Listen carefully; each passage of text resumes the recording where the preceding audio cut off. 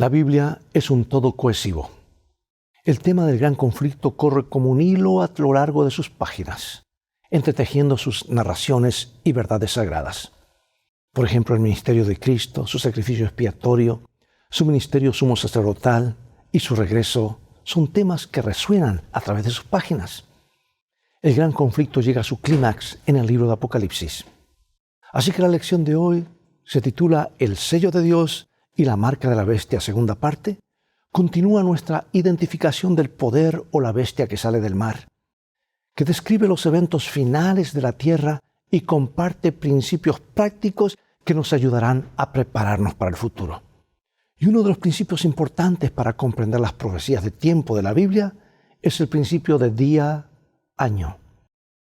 En resumen, en las profecías del tiempo de Daniel y Apocalipsis, un día profético equivale a un año literal.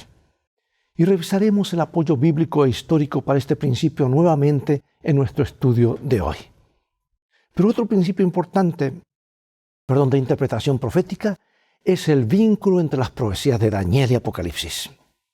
Mostraremos que la bestia del mar de Apocalipsis 13 es una bestia compuesta, una amalgama de las criaturas simbólicas de Daniel 7, el león, el oso, el leopardo y la bestia parecida a un dragón, los 10 cuernos y un cuerno pequeño que surge del imperio romano pagano y domina sobre todos los poderes representados por los 10 cuernos. El poder del cuerno pequeño de Daniel 7, el hombre de pecado, de 2 Tesalonicenses 2 y de la bestia del mar de Apocalipsis 13, representan el mismo poder opresor que persiguió al pueblo de Dios durante la Edad Media, el papado. Y en nuestro estudio de hoy descubriremos cómo la bestia que surge del mar en Apocalipsis 13 también se opone y oprime a la iglesia de Dios en los últimos días, la iglesia que guarda los mandamientos de Dios y la fe de Jesús. Abre tu Biblia en Apocalipsis 7 y en un momento más regresaré.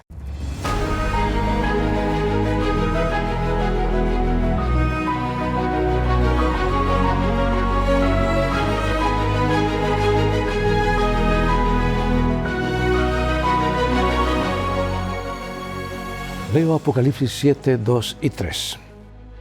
Entonces vi a otro ángel que subía del este con el sello del Dios vivo, y clamó a gran voz a los 4 ángeles, quienes habían recibido poder de dañar la tierra y el mar, y les dijo: no dañen la tierra, ni el mar, ni los árboles, hasta que sellemos en sus frentes a los siervos de nuestro Dios. En la Edad Media, los valdenses, un pueblo decidido a permanecer fiel a su comprensión de la Biblia, fueron ferozmente perseguidos. En 1488, la Iglesia romana asesinó brutalmente a los valdenses en el valle de Luis debido a su fe. Otra oleada de persecución se produjo en el siglo XVII, cuando el duque de Saboya envió a un ejército de 8,000 hombres al territorio de ellos. Y el 24 de abril de 1655, a las 4 de la mañana, se dio una señal para que comenzara la masacre. Esta vez el número de muertos fue más de 4,000. La historia, por desgracia, se repite a menudo.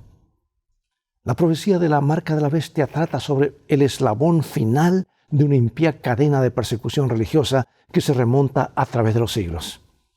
Y al igual que las persecuciones del pasado, esta persecución está pensada para obligar a todos a someterse a determinado conjunto de creencias y a un sistema autorizado de culto. Sin embargo, como siempre, Dios tendrá un pueblo que no capitulará.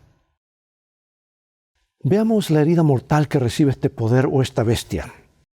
Como ya hemos estudiado, los poderes de las bestias de Apocalipsis 3 y 14 representan un sistema mundial de adoración falsa. Pero hay más. Este poder, ¿cuánto tiempo dominaría el escenario religioso en los siglos anteriores? Vamos a Apocalipsis 13 y vamos también a Daniel 7.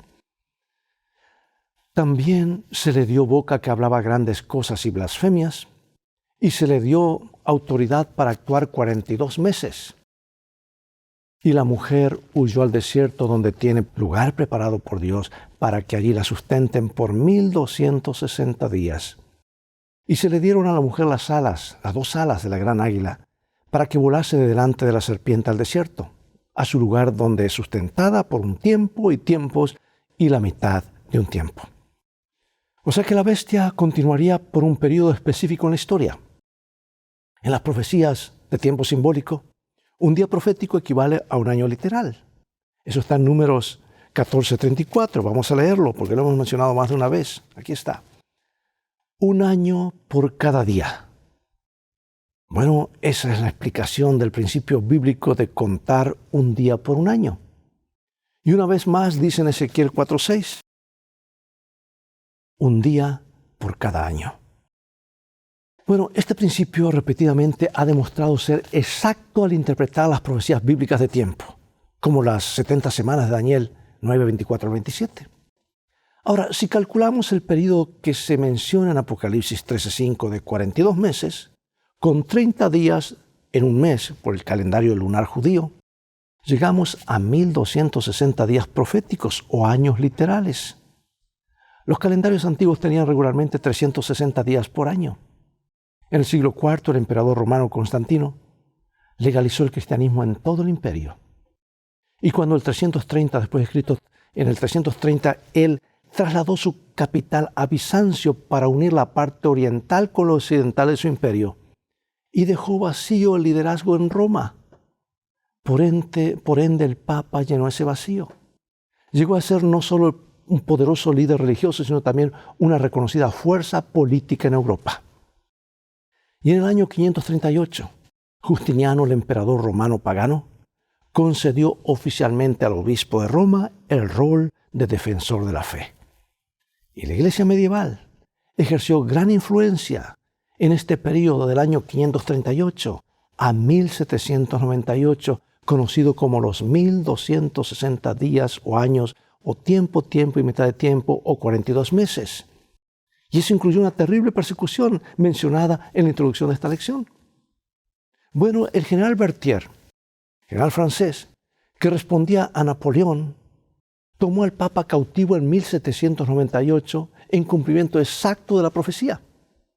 Berthier y su ejército capturaron al Papa Pío VI y lo destituyeron del trono papal sin contemplaciones. El golpe al papado fue grave, pero según Apocalipsis 13:12, la herida mortal sanaría y el mundo tendría más noticias de este poder, muchas más. Piensa en cuán asombrosa es la profecía bíblica y cómo nos revela el conocimiento divino acerca de los acontecimientos futuros, aún en detalles. Por eso pregunto, ¿qué debe enseñarnos este hecho acerca de por qué podemos confiar en las promesas del Señor, incluso las que aún no vemos que se hayan cumplido? Hay una predicción de San Pablo para los últimos días. Vamos a ver qué marcas identificatorias le asigna a la bestia el poder del anticristo. Según de Tesalonicenses 2, nos dice así: nadie os engañe en ninguna manera, porque no vendrá sin que antes venga la apostasía y se manifieste el hombre de pecado, el hijo de perdición, el cual se opone y se levanta contra todo lo que se llama Dios o es objeto de culto, tanto que se sienta en el templo de Dios como Dios, haciéndose pasar por Dios. Inicuo, cuyo advenimiento es por obra de Satanás, con gran poder y señales y prodigios mentirosos, y con todo engaño de iniquidad para los que se pierden, por cuanto no recibieron el amor de la verdad para ser salvos. Por esto, Dios les envía un poder engañoso para que crean la mentira, a fin de que sean condenados todos los que no creyeron la verdad, sino que se complacieron en la injusticia. Bueno, el apóstol Pablo advierte a la comunidad cristiana acerca de una apostasía de la verdad de la palabra de Dios. Apostasía quiere decir separarse de la verdad.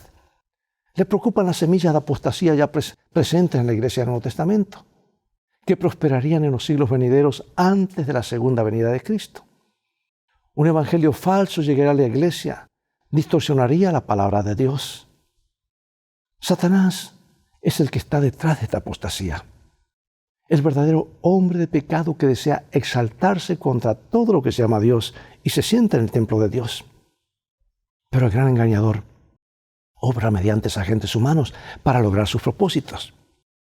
Así que las características identificativas en Daniel y Apocalipsis revelan que el cuerno pequeño de Daniel 7, la bestia de Apocalipsis 13 y 14 y el inicuo de 2 Tesalonicenses representan a la misma entidad. Bueno, el comentario bíblico adventista tiene algo para decirnos en cuanto a esto. Y dice así: una comparación con la profecía de Daniel acerca del poder blasfemo sucesor de la Roma pagana y con la descripción que hace Juan de la bestia semejante a un leopardo, revela muchas similitudes entre las tres descripciones: el cuerno pequeño, el poder de la bestia y el inicuo. Eso lleva a la conclusión de que Daniel, Pablo y Juan están hablando del mismo poder, a saber, el papado. Amados, es extremadamente importante recordar que la profecía bíblica está describiendo un sistema religioso que ha comprometido la palabra de Dios, que ha sustituido el evangelio por las tradiciones humanas y que se alejó de la verdad bíblica. Un Dios de amor increíble dio estas profecías para preparar a un pueblo para la venida de Jesús, para que no seamos engañados en el tiempo final. Son una reprensión para las organizaciones religiosas apóstatas que se han apartado de la palabra de Dios. Y aunque no necesariamente para las personas que hay en ellas, porque hay personas sinceras en cada una de las iglesias, pero Dios está llamando a todos a salir de Babilonia para seguir la verdad bíblica. Y nuestro mensaje es sobre un sistema que ha engañado a millones, no sobre personas. Y aunque engañadas, estas personas son muy amadas por Cristo. Debemos tratarlas debidamente. Así que todo lo que quieran que los hombres hagan con ustedes, hagan ustedes con ellos. Esta es la ley de los profetas, dijo Jesús.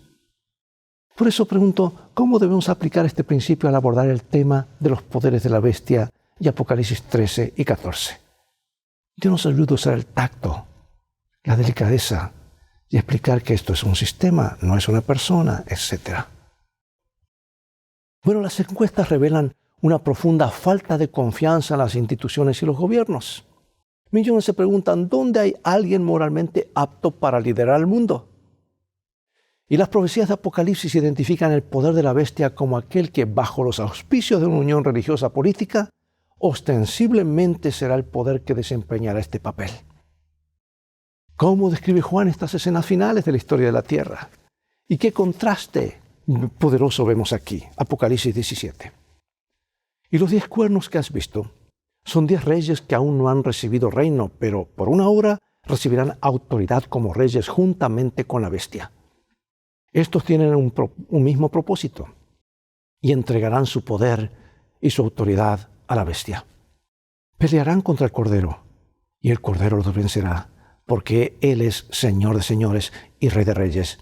Y los que están con Él son llamados y elegidos y fieles.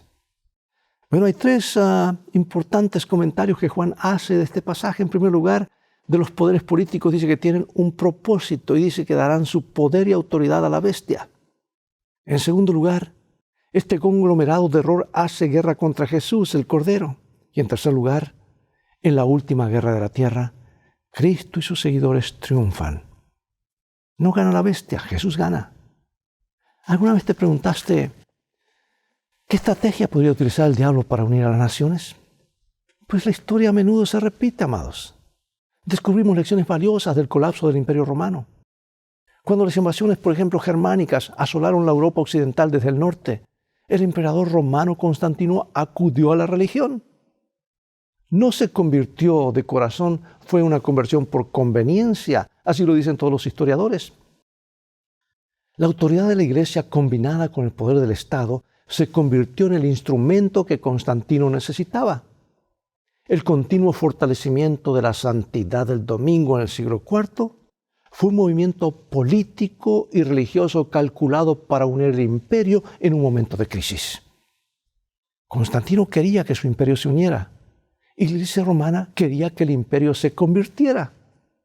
Mira, el renombrado historiador Arthur Weigall lo indica claramente y dice así: la Iglesia hizo del domingo un día sagrado en gran medida porque era la fiesta semanal del sol, porque era una política cristiana explícita hacerse cargo de las festividades paganas entrañables para la gente por tradición y darles significado cristiano. Es que en un momento de gran crisis, cuando todo el mundo está asustado, herido y con miedo, la gente estará desesperada por alguien que ofrezca algo de estabilidad y protección. Así es como la tiranía ha surgido en el pasado. Y no hay razón para pensar que no podría volver a suceder. Porque según la profecía, algo propiciará estos acontecimientos finales. Aunque es difícil saber cómo podrían desarrollarse todo esto, el mundo ya ha visto cómo pueden producirse los grandes cambios. Y cuánta rapidez también, con cuánta rapidez. Bueno, no conocemos todos los detalles de lo que viene, pero necesitamos estar preparados para ello, ¿verdad? Ahora mismo, hermano y hermana, quizás se está preparando el escenario para esta inminente persecución. Mira, el 6 de junio del 2012, el Papa Benedicto XVI hizo este llamado urgente a más de 15.000 personas reunidas en la Plaza de San Pedro, en Roma, para que el domingo sea un día de descanso para todos, para que la gente pueda tener la libertad de estar con su familia y con Dios. Al defender el domingo, dice él, uno defiende la libertad humana. Por supuesto, esto no es lo mismo que exigir que los demás guarden este día en lugar del sábado bíblico, pero muestra que la idea del domingo como el día de descanso decididamente es un verdadero problema. Tarde o temprano se aprobarán leyes y quienes siguen la palabra de Dios a conciencia y guardan el verdadero día de reposo serán tachados de enemigos de los intereses de la sociedad. En este tiempo de crisis, el pueblo fiel de Dios, por su gracia y por su poder, permanecerá firme en sus convicciones de seguirlo. No cederán a la presión. En contraste con la marca de la bestia, recibirán el sello de Dios. ¿Sabes que los sellos se usaban en la antigüedad para dar fe de la autenticidad de los documentos oficiales? Por lo que esperaríamos encontrar el sello de Dios inserto en su ley. Los antiguos sellos eran una marca distintiva personalizada. Mira, el profeta Isaías lo dice en Isaías 8:16. Ata el testimonio, sella la ley entre mis discípulos. Evidentemente el sello está en la ley, en alguna parte de la ley. ¿Y qué elementos de un sello bíblico encuentras en el mandamiento del sábado? ¿En qué se diferencia el mandamiento del sábado de los demás mandamientos del Decálogo? Veamos. Éxodo 20:8-11, aquí está. Acuérdate del día de reposo, y aquí un asterisco dice aquí equivale a sábado, para santificarlo. 6 días trabajarás y harás toda tu obra, mas el séptimo día es reposo para Jehová tu Dios. No hagas en él obra alguna, tú, ni tu hijo, ni tu hija, ni tu siervo, ni tu criada, ni tu bestia, ni tu extranjero que está dentro de tus puertas, porque en 6 días hizo Jehová los cielos y la tierra, el mar y todas las cosas que en ellos hay, y reposó en el séptimo día. Por tanto, Jehová bendijo el día de reposo y lo santificó. El cuarto mandamiento contiene 3 elementos de un sello auténtico. En primer lugar, el nombre del dueño del sello, o sea, el Señor tu Dios. En segundo lugar, el título del dueño del sello, el Señor que hizo, o sea, el Creador. Y en tercer lugar, el territorio del propietario del sello, el cielo, la tierra, el mar y todo lo que contienen. Según Apocalipsis 7:1-2, el sello de Dios se coloca solamente en la frente, un símbolo de nuestra mente, nuestros lóbulos frontal donde se hacen las decisiones. Jesús respeta nuestro libre albedrío. Nos invita a permitir que Él moldee nuestra mente mediante su Espíritu Santo para que no nos puedan mover del ancla de nuestra fe en la palabra de Dios. Por lo tanto, entendemos que los fieles son quienes guardan los mandamientos de Dios y tienen la fe de Jesús. Y en esos mandamientos está incluido el cuarto, el único mandamiento cambiado por el poder de la bestia. ¿Qué condiciones ven que se están gestando, ves tú que se están gestando actualmente que podrían conducir a las restricciones de nuestra libertad religiosa? ¿Qué obstáculos también quedan? Todo está cuadrando, se está cumpliendo exactamente como Jesús lo dijo y como a Daniel fue revelado hace siglos. Bueno, ahora para concluir, habría mucho más para hablar de esto. Tenemos 2, 3, 4, 5, 6 partes de estos temas, pero tenemos que concluir diciendo que a pesar de lo diametralmente opuesto que es el sello de Dios a la marca de la bestia, tienen una cosa en común. Ninguno se asigna al instante.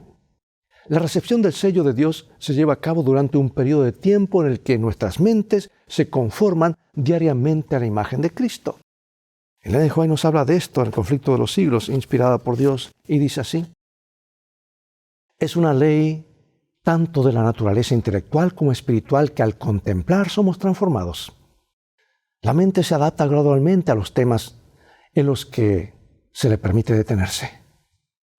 Y al contemplar a Jesús y saturar nuestras mentes con las enseñanzas de su palabra, nos parecemos más a Él. Y amados, se necesita tiempo para que el carácter se desarrolle. Las relaciones significativas y duraderas se desarrollan con el tiempo y toman tiempo, ¿verdad? Y mientras meditamos en la vida de Cristo, el Espíritu Santo obra en nuestras vidas para sellar dentro de nosotros los principios del reino de Dios en preparación para la prueba final sobre el mandamiento del sábado. Así como el sello de Dios no se recibe en un instante, tampoco la marca de la bestia. Los compromisos diarios, los pecados acariciados, los ídolos ocultos del corazón retenidos, las actitudes no cristianas fomentadas, todo conduce a la recepción de la marca de la bestia. Si fallamos en pasar las pruebas hoy, ciertamente fallaremos en las pruebas más grandes de mañana, cuando se imponga la marca de la bestia. Como solía decir el viejo predicador adventista Lutero Warren, la única forma de estar listo para la venida de Jesús es estar listo y permanecer listo. Y antes de finalizar con esta cita, quiero decirte esto, hermano y hermana, Dios nos da esta vida, 70, 80, 90 o 106 años como mi padre, para prepararnos para la prueba final. Todos estos años se nos dan para que en esta escuela aprendamos a prepararnos para el huracán que se acerca. Tomemos esto, hermanos, muy en serio, porque no se nos da vida para vivir para este mundo, sino prepararnos para el mundo venidero. Dice así: cuando el protestantismo extienda la mano a través del abismo para asir la mano del poder romano, cuando se incline por encima del abismo para darse la mano con el espiritismo, cuando bajo la influencia de esta triple unión nuestro país, Estados Unidos, repudie todo principio de su constitución como gobierno protestante y republicano y haga provisión para la propagación de las mentiras y seducciones papales, entonces sabremos que ha llegado el tiempo en que se verá la asombrosa obra de Satanás y que el fin está cerca. Hermanos, se nos ha revelado esto. Yo les llamo esto información clasificada, que no es para esconder, guardar, sino para compartir. Y aunque vivamos a la espera de los acontecimientos finales, incluso con expectativa, pregunto, ¿por qué debemos tener cuidado de no entrar en el fanatismo? Porque es fácil caer en el otro extremo, y ambos extremos conducen al mismo pozo. El poner fechas o especular más allá de lo que se nos ha revelado mediante la inspiración. ¿Cuáles son los peligros de hacer esto? ¿Y cuáles fueron los resultados cuando los acontecimientos esperados no transcurrieron en el tiempo y la forma que la gente concluyó que sucederían? Pues se elimina la fe de la gente ya no cree ni en esa gente ni cree en la palabra de Dios, se apartan. Y lo que el diablo quiere llevar a la gente o al liberalismo que no entienda o al fanatismo, porque ambos terminan en el mismo lugar. Si bien debemos evitar los peligros descritos en la pregunta anterior, ¿cómo respondemos a los que dicen que nuestro argumento sobre la marca de la bestia y la persecución no puede suceder porque simplemente no parece posible dado el estado actual del mundo? Hermanos, puede parecer, no parecer. Tampoco la gente creía en el diluvio. Tampoco creían que el mar se iba a abrir y pasaron. Tampoco creyeron que el Mesías vendría. Tampoco creyeron que iban a ser libres de la esclavitud de Egipto después de 400 años. Parecía imposible. Pero cuando Dios dice algo, se cumple. Y aquí está revelado claramente, y Dios, para darnos un signo, nos ha dado el don de profecía para que sepamos en detalle lo que se acerca. ¿Por qué esta línea de pensamiento, aunque a simple vista parece razonable, en realidad no tiene nada de razonable? Al fin y al cabo, fíjate con cuánta rapidez pueden producirse grandes cambios en el mundo. Dios nos ayude a estar alertas, pero anclados en la palabra de Dios. Oremos. Dios del cielo, vamos a ti en el nombre de Jesús, nuestro Salvador, para agradecerte que nos has dado abundancia de luz en tu palabra. Y porque tu palabra se interpreta a sí misma, no tenemos que añadirle ni quitarle. Gracias por esta revelación y gracias por el don de profecía que nos da más y más luz en los detalles que tú mencionas, oh Dios, en tu palabra. Queremos estar anclados en la fe. Se acerca un huracán terrible. y permite que capitalicemos nuestros días que nos das de vida para tener una relación personal con Cristo, conocerle mejor, amarle más, servirle y estar preparados y dar razón de nuestra fe. Bendícenos. Sabemos que lo harás porque lo pedimos en el nombre de Jesús. Amén. Bien, amados, llegó el momento de despedirnos. Hasta el próximo programa. Comparte estos programas, este link con otras personas, este enlace con otras personas, e invítalos a sintonizar este canal y sé tú mismo un canal de bendiciones para otros. Dios te bendiga y recuerda, el mensaje de este libro es que tú vales mucho para Jesús. Él te ama más de lo que puedes imaginar. Y si no, mira el precio que fue pagado por ti y por mí en la cruz del Calvario. Vamos en un viaje, en una carrera, y las cosas van a terminar bien si hacemos de la Biblia nuestro GPS y a Jesús como nuestro guía. Maranatá, Dios te bendiga.